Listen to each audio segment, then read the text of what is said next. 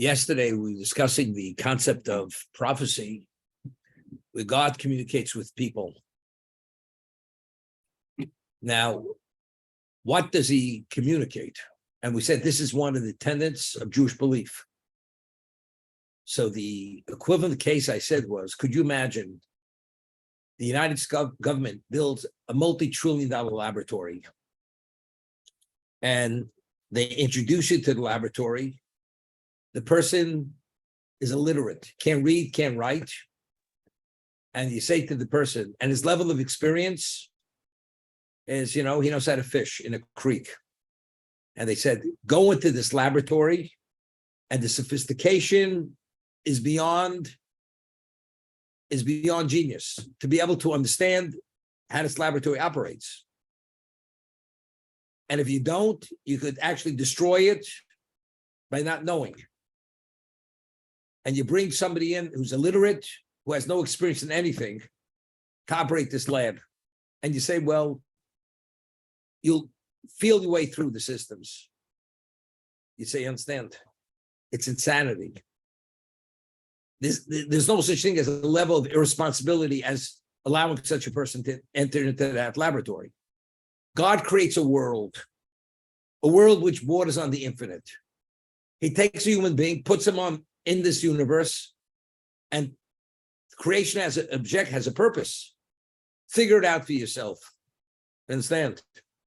Now, how are you supposed to figure it out? It's more complicated than that multi-trillion-dollar laboratory.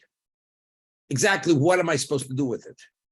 I have every inhibition of an animal, all animalistic drives. It's interesting. The Rabbeinu Bachir writes in one location, every animal is dictated by its instinct, by its DNA.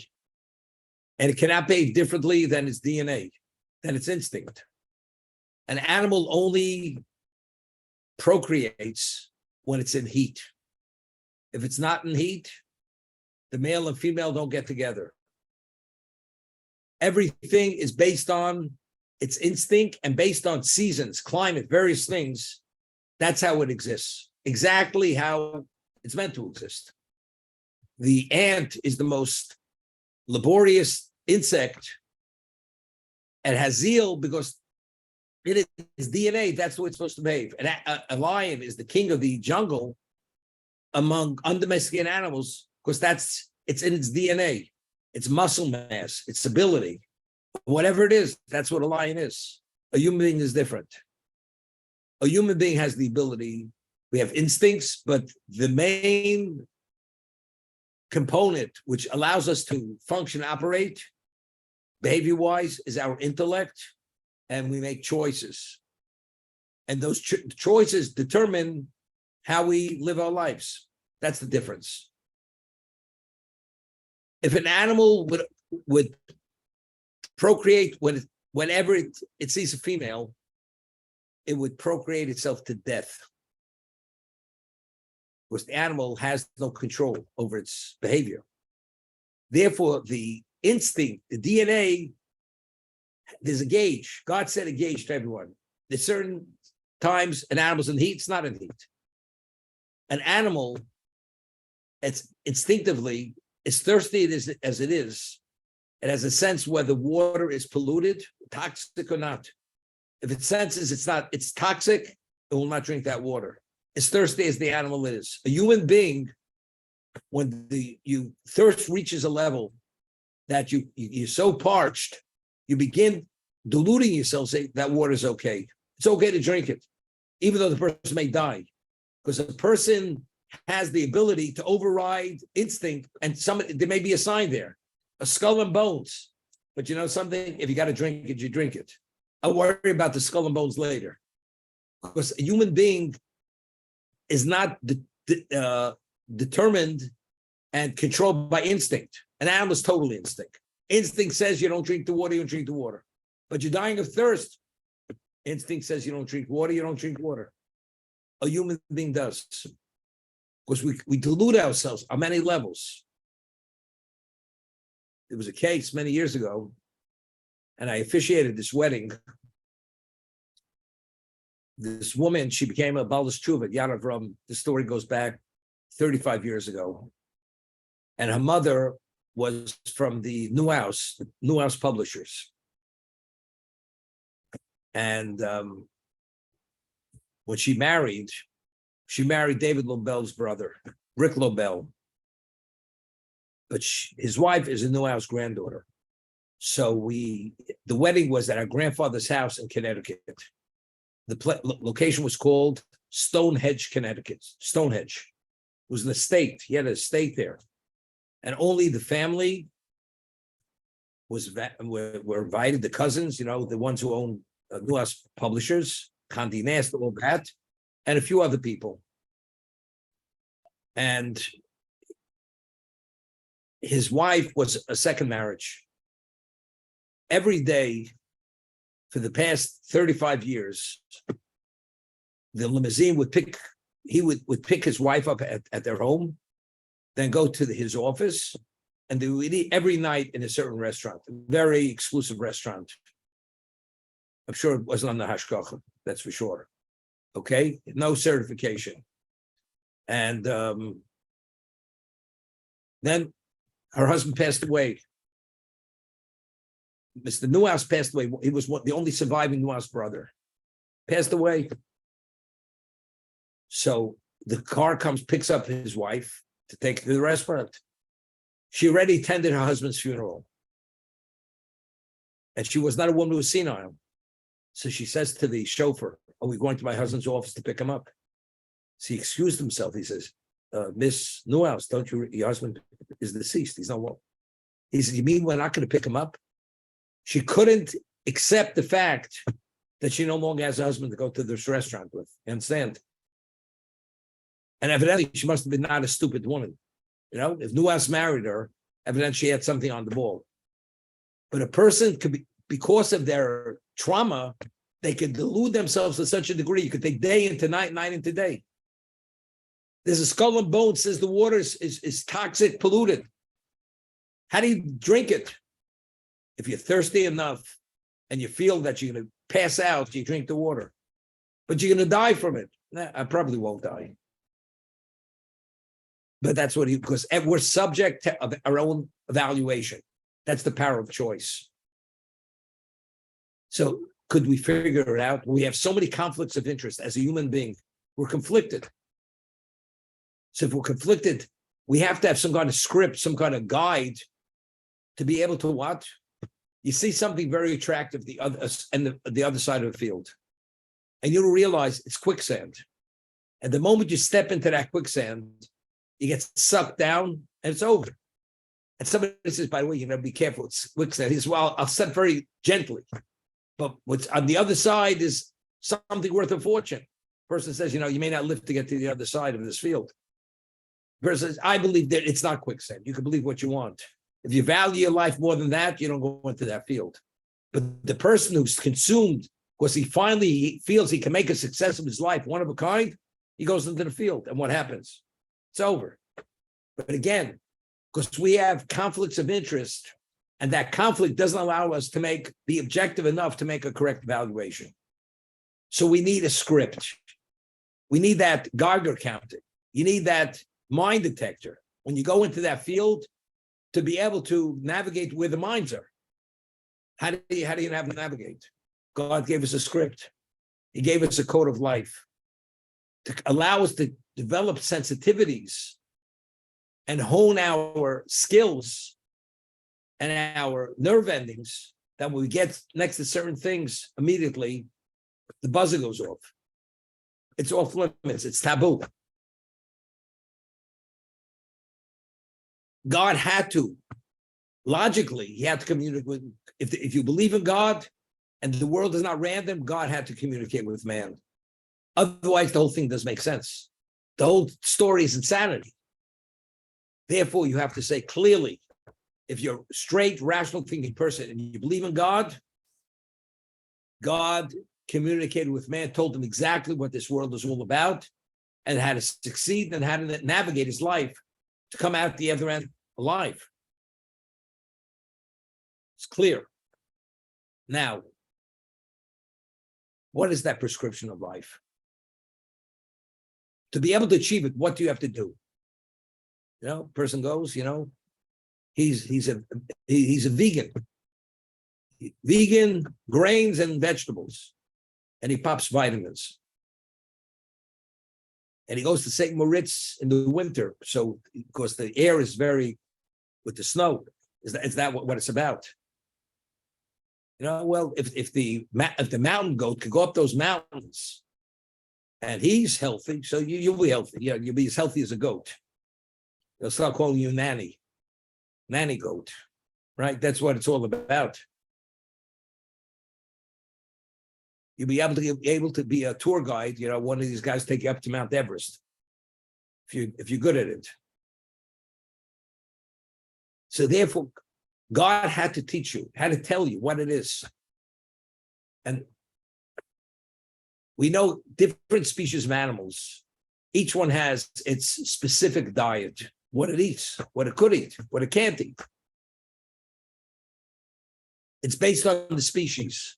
What fish eat, carnivores don't eat. Other animals only eat vegetation. It depends what their makeup is. So what's one for, it's not for the other. The Gentile, he has another prescription of life. His protocol is a different protocol because there's a different purpose. So he's spiritually attuned in a different level. A Jew whose soul is a different kind of soul. A Jewish soul is not a Gentile soul. It's what we call a mega soul. The soul of the Jew is the soul which is meant, all existence was meant to be the setting to address all the challenges to bring about that perfection, not the non-Jewish soul. We find it's interesting. We read the story of creation. Every living species was created with a mate. There was a male, there's a female. Whether it's domesticated, undomesticated, whether it's fish, whether it's reptiles, insect, whatever it is. The only living species that wasn't created with a mate was the human being. Adam initially was created as a single being.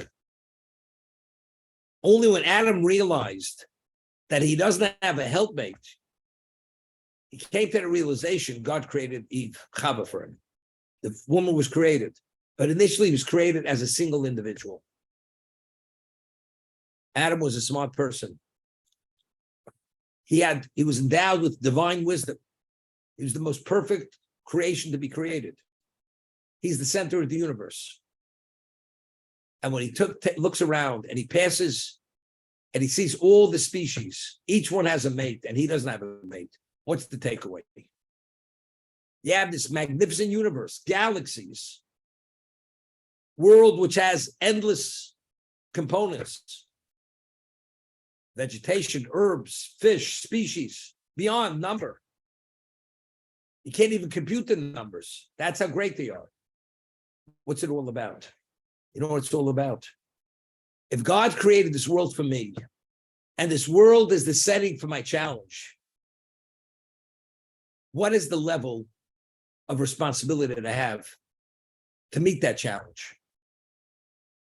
If I'm all by myself, this whole world is created for me, that's what's needed to address my process of perfection. I remember my wife, when Allah Hashem, she was not well, and she was in Columbia Presbyterian. So, God created a human being. You have lungs, you have a heart, you have kidneys, a little tiny body, 2 little kidneys, purifies the blood, the pancreas, everything, digestive system. This little entity does everything. All of a sudden, the kidneys malfunction. You need dialysis machine.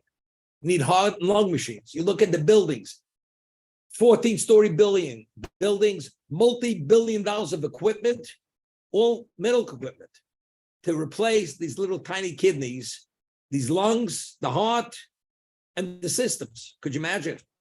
God creates this little entity, self-sufficient. All of a sudden, it malfunctions. Look what you need there. You need blocks and blocks of medical and people who are medically astute to be able to address all those failings of all those the health of these people. You know what this is about? You need all that. He said, if you need all that, people must really be sick. If you need medical schools and you have all these different areas of medicine, that means evidently there are all those illnesses. Because if not, what do we need all these different niches and branches of medicine? And all these pharmaceuticals.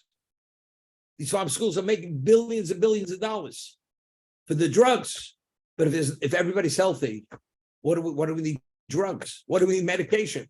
Evidently, that tells you people are not healthy.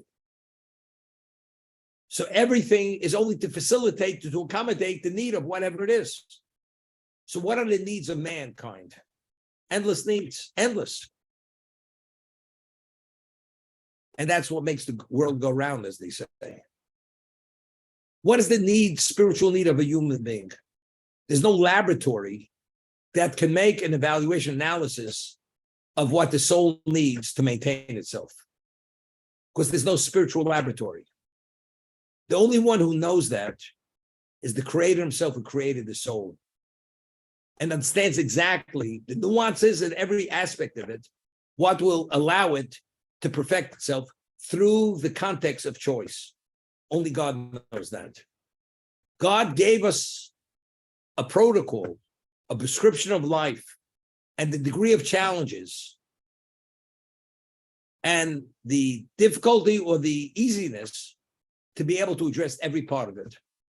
There's a story, we know that Rambam, Maimonides, was the greatest physician who ever lived. And he was the doctor of the Sultan of Egypt. He was his personal physician. And he had a colleague, not in medicine, but in Torah. His name was the Ibn Ezra. The Ibn Ezra also is a commentator of the Torah, lived in the same time, and they haven't met before. But Rambam understood that he had a medical problem. The Ibn Ezra had a medical problem. He had some kind of parasite in his eyelid, and ultimately it would cause him to become blind. Unless somehow that parasite is flushed out of his tear ducts, he's going to go blind.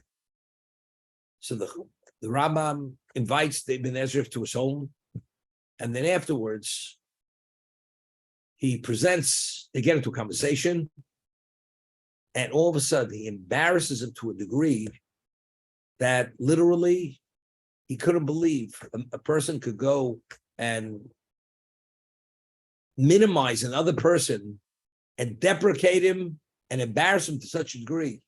He broke down crying and he shed copious tears to the point he felt his eyelashes were falling out. And he said to him, "Why are you doing this to me? You're supposed to be the Rambam, holy man. What did I do that I deserve this kind of embarrassment? Why are you mistreating me to such a degree?" And he just ignored it, just let him cry and cry and cry. After he cried for about 2 hours and he had no tears left, he says, tells one of his attendants, bring in a basin of water, washed his face, put on some kind of astringent on his eye. And he says to him, "I'm going to explain it to you. You had a parasite in your tear ducts that if it wouldn't have been flushed out, you would have gone blind. And the only way it would be forced out, you had to cry and experience this level of shame, to be pained to such a degree, to cry to such a degree."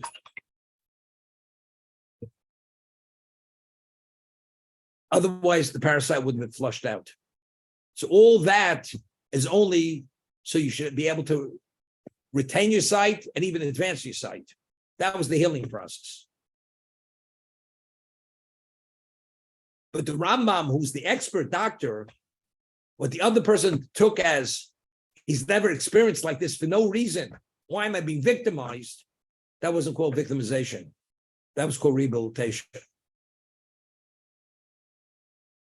In life, Jews who don't understand what it's about, the Shabbat, They put you in a straitjacket for 26 hours. You can't move yourself. You can't do this. You can't do that. You know, I'd like to go out to the country club on Saturday. I'd like to go shopping at Bloomingdale's. I'm not sure if Bloomingdale's is still open since they plundered it, you know, during the when they had the riots. I'm not sure. Or to go turn out corner to pick a watch where they stole all the watches out of that store. I'm not sure if there are any watches left. It was they replenished it. I'm not sure. I'd like to go just driving in the country on Saturday. And here, God, he locks us down. We're in lockdown. Does it make sense? He's torturing us. Then the holidays come. Then we can't eat in the restaurants we want to eat in. We have to go eat in this little dinky, archaic, primitive, and it doesn't have all that other stuff going on there. They don't play Beethoven and whatever else in this. You know, I go to Israel, all they show me Holocaust museums. I want to be more happy. You know, Judaism is not my cup of tea. You know, since when do you become such an expert on what tea is? Are you an Englishman? You know, only, you know, in the strainer with you know, only Lion's tea, you know, that you buy at whatever it is, and that's exclusive department store in England, in London. Okay. We don't understand what's in our best interest, what's not our best interest. There are pictures many years ago. A person had throat cancer and they cut out his larynx and he had a hole in his throat. And he was recovering from the operation, and he had a heart condition, and he's smoking a cigarette, putting it in the hole in his throat. Remember those pictures they had? Are you out of your mind? They just remove your larynx, and you have a heart condition, and you're coming down with emphysema, and the guy has a cigarette, he's smoking. Are you out of your mind? Well, you know something? The doctor's torturing me. He gave me a regimen. I'm only supposed to eat carrots and carrot juice. And they threaten me they're gonna lock my jaw down. They're all that could fit in between my teeth is a straw. You ever hear such torture? If this person understands only what he's doing to himself, that he's digging his grave with a fork, a knife, maybe he'd keep his mouth closed and he'd live responsibly because he doesn't get it. People who are secular Jews, who have never studied and don't understand the implication, the consequences of spiritual misbehavior, don't understand they're missing the boat. The whole value of existence is for one purpose. Why God put you on this forsaken earth. No other purpose.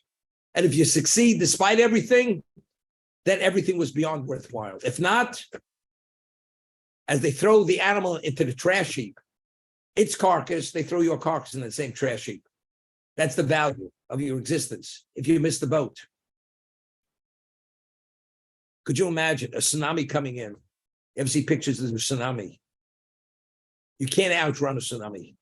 But if you leave a half an hour before the tsunami hits, you're safe.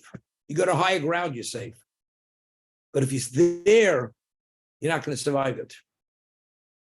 You can only survive this world if you put on protective gear. You have those night vision glasses that despite all the distortions of night, when you wear those glasses, you see clearly exactly where the pitfalls are and where the not pitfalls are. And that's exactly what the Torah is.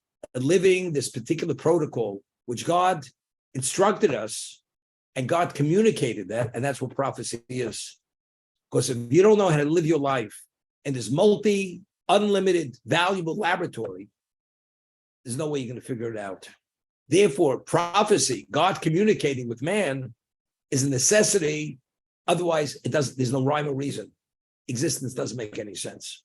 That's what it's all about.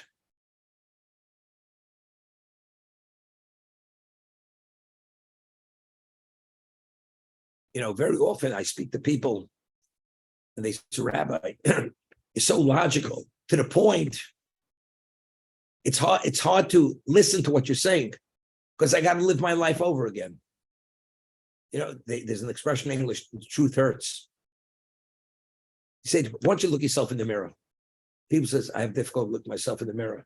It's too painful. And a plastic surgeon's not going to do it for you. Guaranteed. Because when you look yourself in the mirror, you're looking not at the superficial part of you. You look at your soul. In good conscience, I can't look myself in the mirror. It's people say. In good conscience, I can't sleep at night, knowing what I did. So what do? You suppress it. You bury it. And you hope for the best that maybe it's going to go away. It's just like a nightmare. Doesn't go away. And you hope it was only a dream, God forbid. When a person comes down with an illness, you hope it's a nightmare, but when it's reality, and the person has to deal with it. And a person can't ignore it. Because over time, the person's health is compromised to the point where the person can't function anymore. The person better address it at a certain point, otherwise it's too late. Once it becomes terminal, it's over. It's the same thing.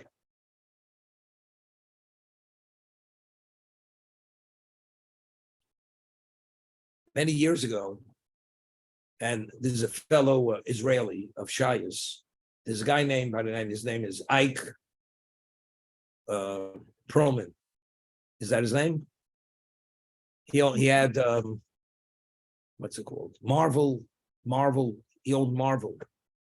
He owned many things.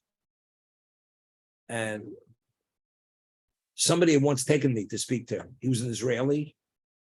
And he prided himself that when he came to the United States, he had $1.75 in his pocket. Today's worth, I don't know how many billions and billions of dollars. I met him about 20 years ago. And he prides himself that he has the best Mercedes-Benz, and he's chauffeur driven, but he lives up off the Palisades, and he walks behind the car. If he doesn't have to sit in the car, he walks. Of course, he remembers he grew up in Tel Aviv, one of the neighborhoods there, and his parents were Holocaust survivors, that he wants to remember, what he was at one time. He wears a watch, no fancy watch, plastic band, prides himself in this. He carries a gun with him, weapon. He has security around. I don't know why he has to carry a gun, but he carries a gun. Okay. So I sat with him because this person was a good friend of his, and he was happy to meet me. Went to his office, and I had a conversation with him about purpose in life. He made all this money, all this success. At the end of the day, what's it worth? What's it worth? So I spoke to purpose as a Jew, and he's an Israeli. He knows he's a Jew, and he knows what it's about to a degree. And after I finished the conversation with him, I said to him, I want to explain you something. You could have the best quality seed. You could have the best soil, virgin soil. Unless you plow that ground, that seed gets locked into that ground, into that earth, it's never going to germinate. Because what's going to happen? You put it on the ground, a wind comes, blows it away. The seed never interacts with that soil, with the nutrients in the soil, therefore nothing grows. This conversation has great value. But unless you open your mind to it, to take it in, to reflect on it, it's like that wind blowing that seed into the oblivion, and it's never meant to germinate. That's exactly going to be the value of our conversation. If you reflect on it to any degree, maybe some of it will penetrate, and you'll consider it. You're not doing it for me, you're doing it for yourself. And that was the end of the conversation. After that, never saw the man again, never had another conversation. Whether he did, whether he did it, didn't, whether it had made a difference in his life, didn't, I have no idea. But that's one of my experiences with these kinds of people.